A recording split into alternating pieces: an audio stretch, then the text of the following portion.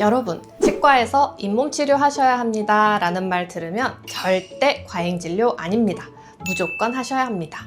스케일링만 하면 잇몸병은 절대 멈추지 않기 때문이에요. 겉에 붙은 치석만 뗀다고 속에서 진행되는 염증이 사라지지 않거든요. 제가 진료실에서 가장 많이 보는 환자분들이 스케일링만 하면 괜찮겠지 하고 몇 년 동안 미루셨다가 결국 임플란트까지 하게 되시는 분들입니다. 오늘은 잇몸 치료가 꼭 필요한 분들, 혹은 안 받아도 되시는 분들, 그리고 어떤 치과는 왜 말도 안 해주는 건지에 대해서 전부 기준을 잡아드릴게요. 원장님, 제가 댓글을 보다 보니까 이런 질문이 진짜 많았어요. 스케일링이면 청소 다 된 거 아닌가요? 잇몸 치료는 또 뭐예요? 뭐 이렇게 궁금해 하시는 분들이 꽤 있던데, 이제 스케일링과 잇몸 치료 이 둘이 어떤 차이를 가지고 있는 건가요? 사실 결이 비슷한 치료인데요. 말이 조금 다르네요. 스케일링은 이제 눈에 보이는 치석을 제거하는 거라고 생각하시면 돼요. 그다음에 이제 잇몸 치료는 이제 치석이 눈에 보이는 부분이 아니라 잇몸 밑에까지 파고드는 경우가 있어요.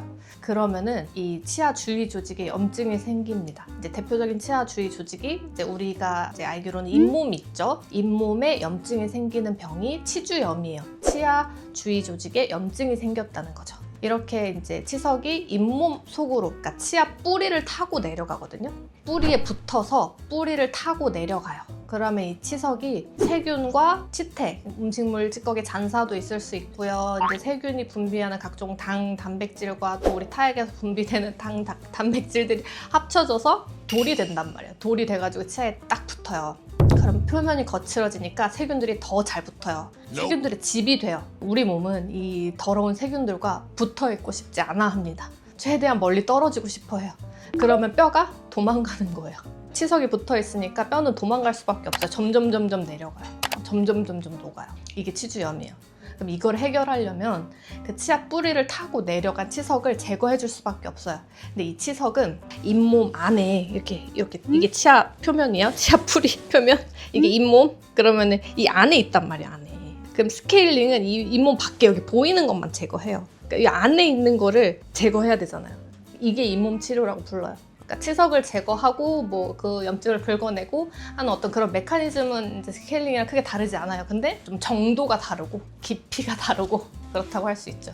스케일링에 대해서 이런 질문도 있더라고요. 스케일링 후 며칠 지나면 이제 다시 피가 나고 시리다는 이런 사람들은 이제 잇몸 치료를 해보는 거가 좋을까요? 스케일링을 했는데 하루 이틀 지났는데 잇몸이 붓고 피가 나고 더 시린 것 같다.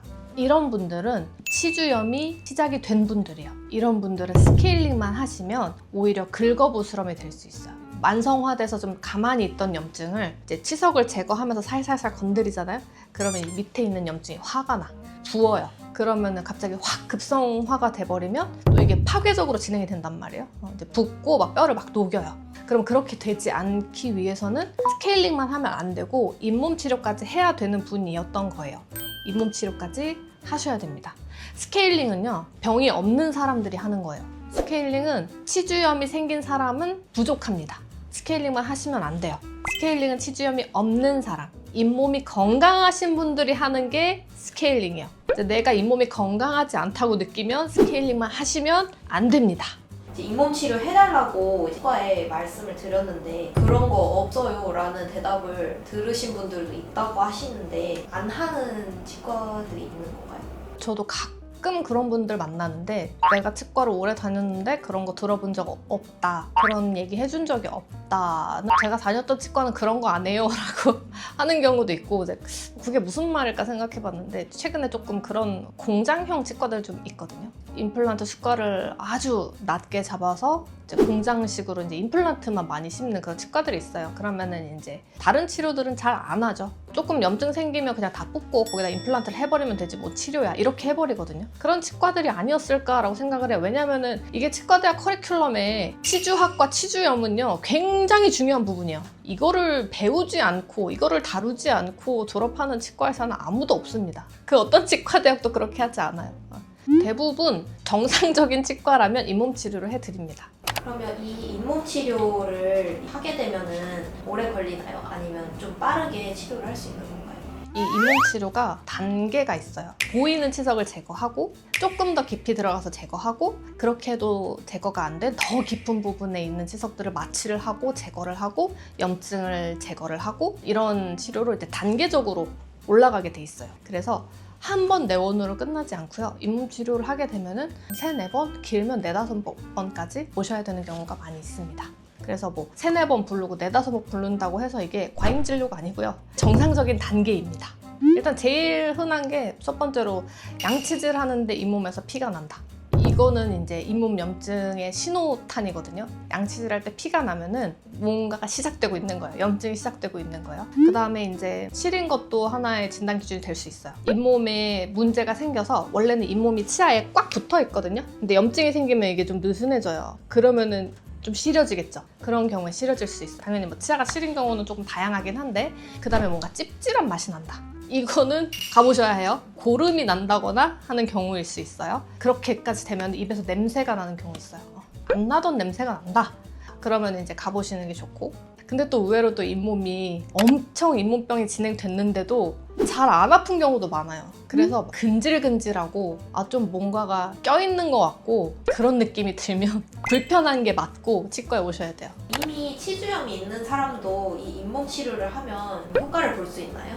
이게 유일한 치료입니다. 효과를 볼 수 있는 것 정도가 아니라 이거를 하지 않으면 나을 수가 없어요. 치주염이 오게 되면 이제 한번 내려간 뼈는 다시 생길 수 없다고 말씀을 드리거든요. 돌아오지 않아요.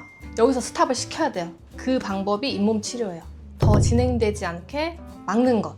근데 이제 치주염 같은 경우는 제가 환자분들께 말씀드릴 때 이거는 뭐 고혈압이나 당뇨처럼 관리가 안 되면 계속 진행이 되는 병이기 때문에 계속 관리를 하셔야 된다고 말씀드려요. 그래서 치주염이 좀 어느 정도 진행되신 분들은 최소 3, 4개월에 한 번씩 치과에 오셔서 또 이제 잇몸 치료를 받으시고 치아 이제 관리가 잘 되고 있는지 체크를 받으셔야 돼요. 꼭 필요합니다.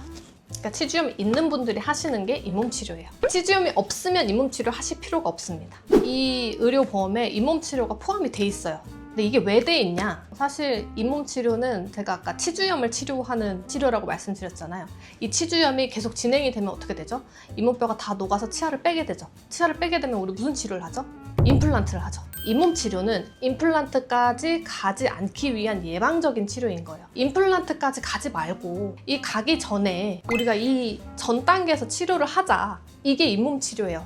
그래서 잇몸 치료를 많이 권하는 거고, 그리고 우리나라 의료보험 시스템이 굉장히 잘 되어 있다고 말씀드렸잖아요. 이런 예방적인 치료가 다 보험 안에 들어가 있다. 이 만들어져 있는 걸 여러분들 활용을 하셔야 돼요. 그래서 적극적으로 예방을 한다는 개념으로 다니시는 게 훨씬 더 주머니 사정에도 좋고 치아 건강에도 좋습니다. 스케일링은 시작일 뿐이고 진짜 치료는 잇몸 속에서 시작됩니다. 여러분들이 치료 시기를 놓치지 않으셨으면 하는 바람입니다. 혹시 피나고 시리고 냄새가 난다면 잇몸 치료가 필요한 단계인지 꼭 한번 점검해 보세요. 여러분의 치아는 한번 잃으면 돌아오지 않습니다.